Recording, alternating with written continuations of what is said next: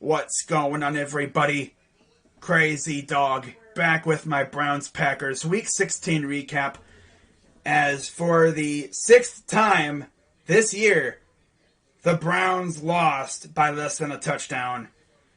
And the crazy thing is, this is the 5th time out of those 6 losses that Baker had a chance to lead us down the field to potentially win the game. This time being a potential game-winning field goal. Of course, you look and see where the field goal target line was. He had quite a distance to go. Because our kicker, not very good. If you're wondering what happened to McLaughlin, well, he came down with the sickness. So he was out. We had a backup kicker in there, and I knew from the beginning this guy was not going to be very reliable. I mean, he shanked a routine PAT. I don't even know if there was really wind to be a factor. But yeah, he missed a routine PAT.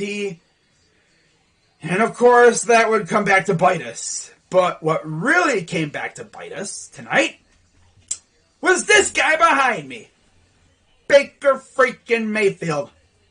As the Browns lose by a final score tonight of 24-22.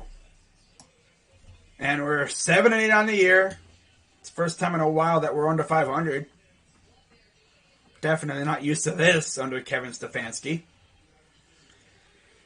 But yeah, it's safe to say that Baker has lost his clutch gene. He had that during 2018, and then Freddie came to town, and it seems as though Freddie took it away from him and forgot to give him back when he got fired. So, Baker, if you could find your clutch gene, that would be lovely, because everyone knows to be a good quarterback in the NFL, you kind of got to be clutch. And the fact that we've lost 6 games by less than a touchdown, and 5 of those were with you having the ball last, I don't even think we've gotten anywhere close to potentially winning the game either in any of those. I know in the Kansas City game we got around midfield. In the LA game, we didn't really get close. I know that for a fact. Pittsburgh, we got close, but our freaking receivers couldn't catch a cold, butt naked in Antarctica.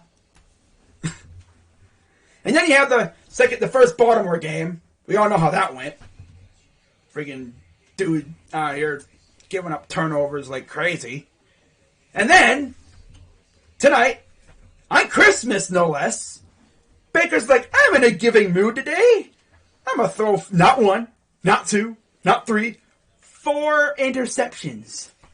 And the craziest thing is, Aaron Rodgers scored 21 of his 24 points off of those interceptions. In short field. Yeah. 21 of those 24 points came with short field. Because Baker's out here throwing interceptions like crazy. They only scored 3 points when Baker didn't turn the ball over. We legit had a chance to win the game. But of course, Baker couldn't do it. 2018, Baker probably could have. But like I said, Freddie Kitchens legit took away his clutch gene. And Baker better find it. Because if he doesn't, he gone. That next year might be the year to determine if he is really the guy. Because so far, 2018, fantastic. 2019, garbage. 2020, great. 2021, trash. You noticing a theme here?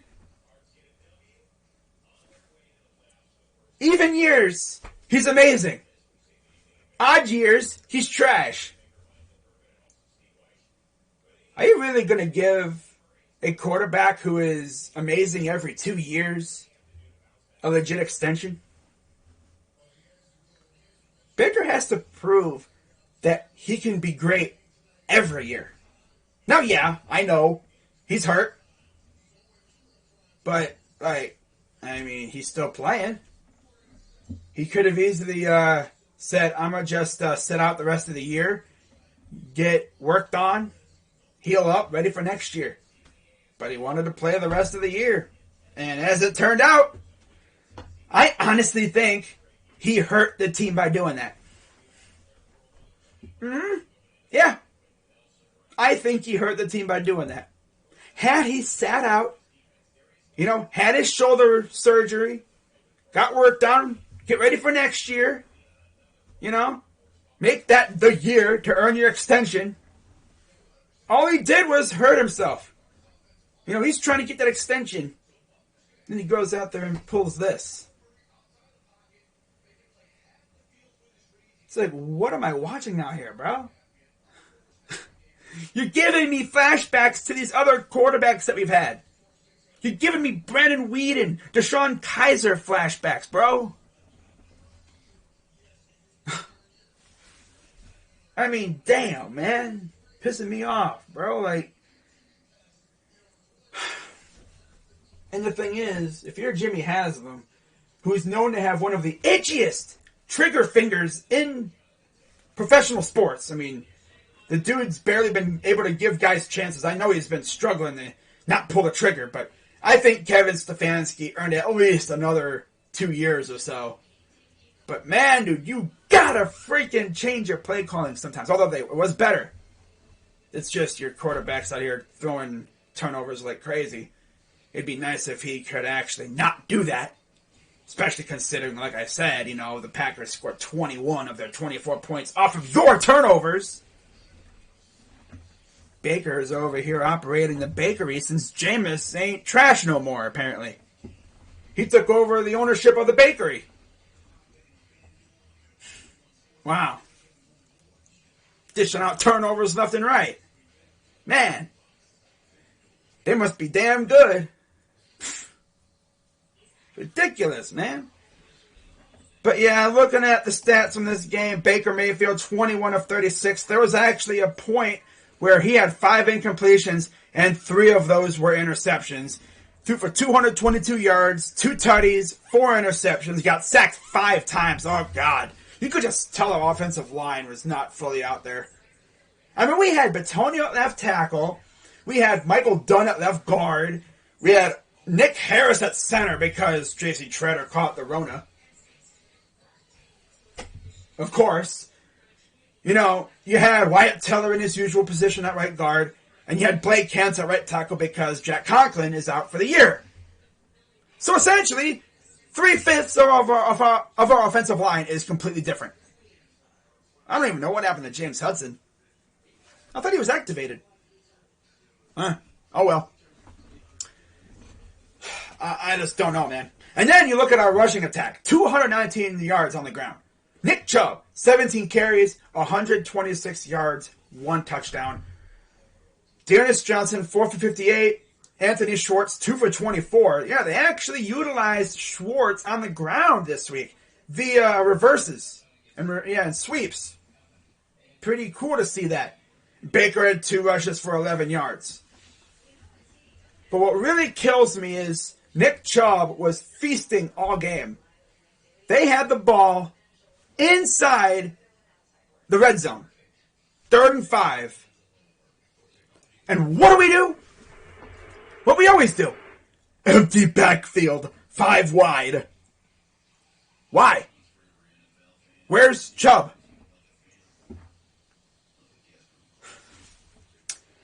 It would have been different if Hunt was out there. Dearness Johnson's good, but he ain't no Kareem Hunt. Nope. Kareem Hunt is hard as hell to bring down.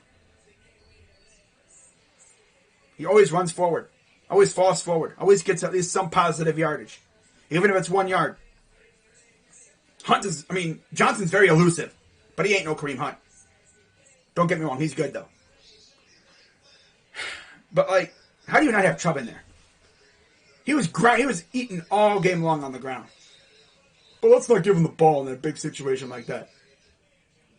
I don't know. And the funny thing is, I was watching the game. My freaking TV went out because it was raining. I didn't even get to see what happened. TV comes back on. It's 3rd and 17. or whatever. It's like, what? Huh? It's like, how'd that happen? What happened? Then there was a time when we were driving down the field, had a sack, and then a penalty, we wound up punting. This team cannot get out of their own way. I don't know what the heck is up with it. Every game, it seems like we have a drive-killing penalty. We'd be rolling down the field, looking good. All of a sudden, flag. Ow. Flag. You're going to be like, false start or something stupid. Backs us up, and that kills the drive. But yeah, through the air, Nick Chubb, 3 receptions for 58 yards. Rashard Higgins probably had one of his best games of the year. 5 receptions for 58 yards. Good to see that they found him out there. That's nice. Jarvis Landry, 4 for 55. Hooper, 3 for 26. Johnson, 1 for 8. Janovich, 2 for 6. Anthony Schwartz caught his first professional touchdown. 1 for 5 and a touchdown. That was nice. They really utilized Tim a lot tonight. I love to see it. Peoples-Jones, 1 reception for 5 yards. 1 reception. He was targeted 6 times. My dude caught a case of the stone hands, bro. My God. He's been trash, really, for the most part. I mean, he did show up last week when it mattered. But for the most part, the dude has been trash ever since Ohio State lost. He was great before that. Like, what gives? Your college team beats mine, and you get stone hands. You can't catch. And some of those balls, pause, were in your hands.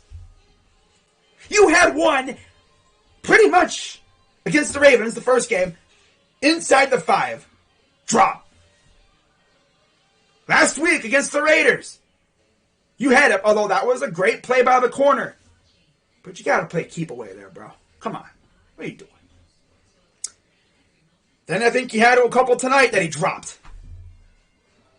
And then, of course, he had the game-sealing interception, which he probably could have caught. But there was, I guess, some, illegal contact made by the corner. But, of course, they're not going to call it.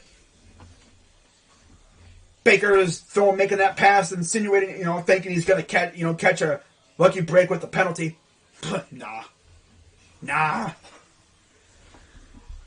And then poor David Njoku only had 2 targets, no catches, both drops. Trash. Defense didn't get to Rodgers at all. No pressure, really. We only mustered 4 QB hits the entire time. It's pretty sad when on the broadcast they were keeping track of how many times Rodgers' foot was stepped on. He was stepped on more times than he was sacked. Malik Jackson, Odenigbo, and Garrett, as well as Soyone Takitaki, all had QB hits. But they just could not get to him quick enough. And then you look at how Rodgers did, and yeah, this is why it's like you're facing a demigod quarterback. You cannot make mistakes because he will destroy you. 24 of 34, 202 yards, 3 tutties. Did not get sacked once, and he had a rating of 115. On the ground, they had 109 yards rushing. Aaron Jones, 12 for 66. A.J. Dillon, 9 for 41. Lazard, keep messing his name up, 1 for 13. Rodgers had 1 for -1, and EQ St. Brown had 1 for -10. Through the air, they absolutely destroyed us tonight. I guess you could say we kind of destroyed each other through the air. Devontae Adams, 10 for 114 and 2 tutties. Allen Lazard, 2 for 45 and a touchdown. Jones, 5 for 21. Dillon, 3 for 15. DeGora, 2 for 5. Lewis, 2 for 2. And, of course, the big thing was they were able to get to Baker and force turnovers. Rashawn Gary, couple sacks. Preston Smith had a sack. Tipa Galaye, what the heck? Who the heck is that? 1 sack for him. And Dean Lowry had a sack. And then, of course, they had 3 interceptions. Rasul Douglas, Chandon Sullivan, and Donnell Savage. Baker. I made a joke in the stream about for every interception he's thrown, you deduct $5 million. At this rate, he wouldn't even have an extension. Oh my god, bro. How do you pay a dude who's trash like this, bro? Has no clutch gene and he's throwing picks like crazy. My god. Reminds me of Deshaun Kaiser. Oh my god. And now to wrap up our season, we face off against 2 AFC North opponents. So I guess if anything, we can essentially ruin their season, bring them down with us. But can I trust Baker? I'm sure you'll probably destroy the Bungles because apparently there's this thing like where he sees the black and orange and in his head he's thinking, OK State must destroy. Because he won't do that against anybody else. Is there like something in his head like he sees black and orange and he just thinks, that's funny, in-state rival wearing black and orange. I swear, he thinks like he's thinking back to OK State, to Bedlam. And he wants to slaughter him every time he sees him. Come on, dude. Can you pretend, if you're going to do that, pretend every team is OK State. Just in your head, pretend every team is OK State and you want to slaughter them. Like, damn, bro. Like, I used to be one of your major supporters, going to war for you, and you're making it harder for me to defend you. Because you're out here playing like an absolute bozo.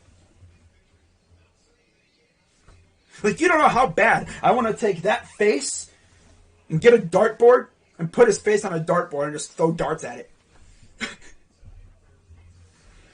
Like, I get it, you're hurt. But that excuse can only go so far. Like I said, you could have easily, said, I'm going to get this surgery and get right for next year. But you wanted to play through it. And in turn, you're hurting yourself with these bad games and stuff. Career high 4 interceptions. You pulled a Lamar Jackson, bro. But you know what? Lamar Jackson was able to win because you were his opponent. You were a bigger dingus than he was in that game. You dirt harder than him. If we had Justin Tucker, we probably win that game today. Because we wouldn't even have to go far. His freaking to-go line would be like at the 50, which we were already at. All we would have had to do is maybe run a couple more plays just to run clock down.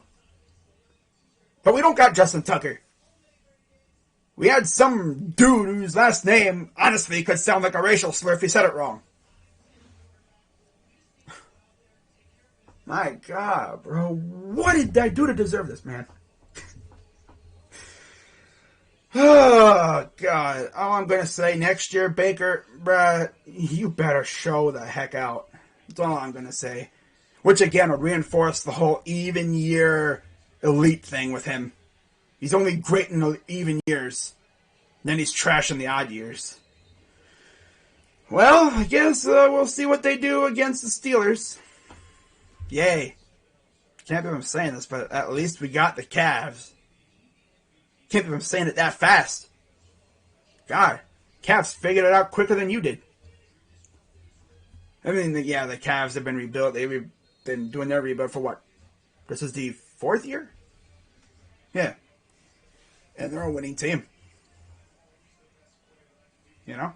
So, that's going to wrap it up for this video. When you're facing a demigod quarterback, you have no room for error, and that's all this bum did was mess up. Gave him every chance to destroy us, and somehow we only lost by 2. And to think if our kicker had made that extra point, it would have been even better for us. But of course, if our bum quarterback hadn't thrown three interceptions earlier in the game, who knows what would have happened? Can't really say that we would have won the game 22-3, because no. Our defense was actually not playing bad. But when you give a guy like Rodgers more chances than he needs to beat you, he's going to do it. Especially short field. Giving him amazing field position to just destroy you. It's like, well, this is going to be it. Well, honestly, I was expecting it to be way worse. But now on we go to Pittsburgh. The last time we beat them, of course, in Pittsburgh was the playoff game. That'll be fun. So with that being said, I'm heading out of here. Shout out to the Packers fans. Tom Grossi, Matt Ogden, any other Packers fans out there. Be nice if we had a demigod quarterback, you know? Quarterback who, you know, if he has the ball late in the game, you're just sitting here planning your celebration because you're like, my quarterback's going to go down there and win the damn game. And it also helps that you have a pretty damn good kicker in Crosby, too. Must be nice. Can someone see if Phil Dawson's able to kick? But, yeah, that's going to wrap it up, guys. I'm heading out of here. Hope you guys had a great Christmas. I'm not going to let this game determine my day. I mean, I knew going in we were probably going to lose. I just didn't think we'd lose by that. Or like that. People be like, would you rather get blown out or lose like this? I'd rather win. But out of the two, well, this shows that we had a chance to win the game. Then they ripped my heart out again. At least if we get blown out, I knew we didn't really have a chance facing a demigod quarterback. Of course. Oh, well. I'm heading out of here. Hope you guys have a great rest of your night. I'll be live for the Cavs on Tuesday against the Pelicans. Hope you guys tune in. Crazy dog. Let's go Browns.